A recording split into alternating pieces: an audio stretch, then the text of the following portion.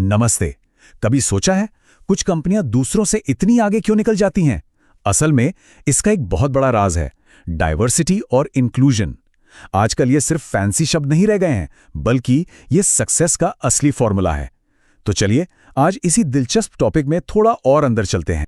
तो सबसे पहले चलिए इस सोच को बदलते हैं कि डाइवर्सिटी और इंक्लूजन सिर्फ एक सोशल जिम्मेदारी है। नहीं, हम देखेंगे कि ये असल में एक स्मार्ट बिजनेस स्ट्रैटेजी कैसे है जो सीधे सीधे आपके बॉटम लाइन पर असर डाल सकती है। देखते हैं कि ये कॉन्सेप्ट्स आपके काम करने के तरीके को कैसे बदल सकते हैं। आज हम सिर्फ थ्योरी की बात नहीं करेंगे, ये एक प्रैक्टिकल गाइड है, एक तरह से स्टेप बाय स्टेप तरीका जिससे टीमों और ऑर्गेनाइजेशंस में अपनेपन का एहसास पैदा हो और परफॉर्मेंस बढ़े। मकसद ये है कि आप आज से ही कुछ ठोस कदम उठा सकें। अब जरा इन आंकड़ों पर नजर डालिए, ये सच में चौंकाने वाले हैं। सोचकर देखिए, आपकी टीम हर प्रॉब्लम को अलग अलग एंगल से देख रही है, जिससे फैसले बेहतर हो रहे हैं और रिस्क भी कम हो रहा है। जिन कंपनियों में डीएनआई मजबूत है, वो अपने कॉम्पिटिटर्स से 35% ज्यादा अच्छा परफॉर्म करती हैं। ये बहुत बड़ा गैप है। और टैलेंट का क्या? 67% जॉब ढूंढने वाले लोग ऐसी कंपनियों को ढूंढ रहे हैं जहां डाइवर्सिटी हो। तो ये साफ है, इंक्लूजन अब कोई ऑप्शन नहीं बल्कि जरूरत बन गया है। तो ठीक है, आप समझते हैं कि डाइवर्सिटी का असली मतलब है क्या, क्योंकि ये सिर्फ ऊपरी तौर पर दिखने वाली चीजों से कहीं ज्यादा गहरा है। ये आइसबर्ग वाली बात बहुत सही बैठती है। पानी के ऊपर हमें क्या दिखता है? बस थोड़ा सा हिस्सा, जैसे किसी की उम्र या नस्ल। लेकिन असली कहानी तो पानी के नीचे है, एक पूरी की पूरी दुनिया जिसमें लोगों के जिंदगी के तजुर्बे, उनकी पढ़ाई लिखाई, सोच और यहाँ तक कि न्यूरोडाइवर्सिटी जैसी न दिखने वाली चीजें शामिल हैं। असली डाइवर्सिटी यही है। अगर हम अपनी पहचान को देखें तो इसकी 3 लेयर्स होती हैं। पहली है प्राइमरी, मतलब वो चीजें जिनके साथ हम पैदा होते हैं, जैसे उम्र और जेंडर। दूसरी है सेकेंडरी, जो बाहरी चीजें हैं और बदल सकती हैं, जैसे हमारी एजुकेशन या इनकम। और तीसरी है ऑर्गेनाइजेशनल लेयर, जो हमारे काम से जुड़ी है, जैसे हमारा रोल या डिपार्टमेंट। ये बात मुझे बहुत पसंद है। डाइवर्सिटी का मतलब है पार्टी में बुलाया जाना और इंक्लूजन का मतलब है डांस के लिए पूछा जाना।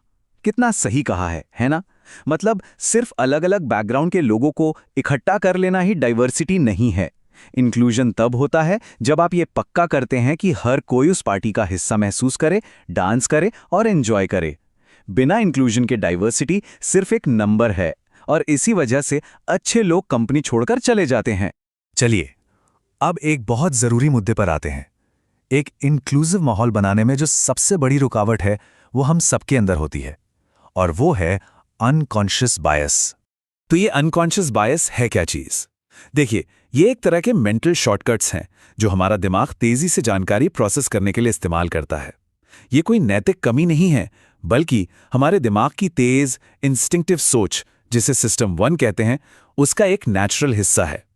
पर यह समझना बहुत जरूरी है कि यह हमारे फैसलों पर, खासकर ऑफिस में, कैसे असर डाल सकता है। यहां 4 कॉमन बायस हैं जिनसे हमें बचना चाहिए। पहला है अफिनिटी बायस, यानी मिनी-मी इफेक्ट। मतलब हम उन लोगों को पसंद करते हैं जो हमारे जैसे दिखते या सोचते हैं। दूसरा है कन्फर्मेशन बायस, जब हम सिर्फ वही जानकारी ढूंढते हैं जो हमारी सोच से मेल खाती हो। फिर आता है हेलो या हॉर्न्स इफेक्ट, जहां हम किसी की एक अच्छी या बुरी बात के आधार पर उसके बारे में पूरी राय बना लेते हैं।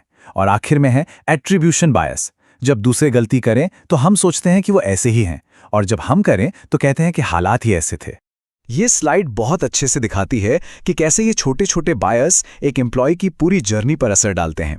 भर्ती के समय कल्चर फिट जैसा बहाना बनाकर हम अच्छे कैंडिडेट्स को नज़रअंदाज कर देते हैं। परफॉर्मेंस रिव्यू में हमारी अपनी पसंद नापसंद हावी हो जाती है। और जब मौके देने की बात आती है तो ये बायस कुछ लोगों को आगे बढ़ा देता है और दूसरों को पीछे छोड़ देता है। एक बात हमेशा याद रखिए, हमारी नीयत क्या थी, इससे ज्यादा जरूरी ये है कि हमारी बात का असर क्या हुआ। कभी कभी अनजाने में कही गई बातें, जिन्हें माइक्रो अग्रेशन कहते हैं, किसी को बहुत अकेला और अलग थलग महसूस करा सकती हैं। इसीलिए हमेशा पर्सन फर्स्ट भाषा का इस्तेमाल करें, और अगर गलती हो जाए तो दिल से माफी मांगने में हिचकिचाए नहीं।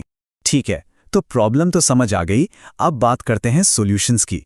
चलिए देखते हैं कि इस बायस से निपटने और इंक्लूजन बनाने के लिए हम क्या कर सकते हैं। ये 4 स्ट्रैटेजीज हैं जिन्हें कोई भी अपना सकता है। पहला, स्लो डाउन। जल्दबाजी में नहीं, सोच समझकर फैसला लें। दूसरा, स्ट्रक्चर्ड डिसीजंस, हायरिंग और रिव्यू के लिए एक जैसे नियम बनाएं। तीसरा, सीक डिसेंट, हमेशा पूछें कि हम क्या मिस कर रहे हैं या कोई और नज़रिया है। और चौथा, एक्सपैंड नेटवर्क्स, जानबूझकर ऐसे लोगों से मिलें और रिश्ते बनाएं जो आपसे अलग हों। कल्चरल इंटेलिजेंस या CQ डेवलप करना एक सुपर पावर जैसा है। इसके 4 हिस्से हैं। ड्राइव यानी सीखने की ललक, नॉलेज यानी अलग अलग कल्चर को समझना, स्ट्रैटेजी यानी सही प्लानिंग करना, और एक्शन यानी अपने आप को ढालना। सबसे ज़रूरी बात यह है, ये उम्मीद मत कीजिए कि सब आपकी तरह ही बात करेंगे या सोचेंगे। अपनी स्टाइल को अलग अलग लोगों और सिचुएशन के हिसाब से बदलना सीखिए। Allyship is a verb. एक अच्छा साथी बनना कोई बैज नहीं है जो आप पहनते हैं, ये वो है जो आप करते हैं।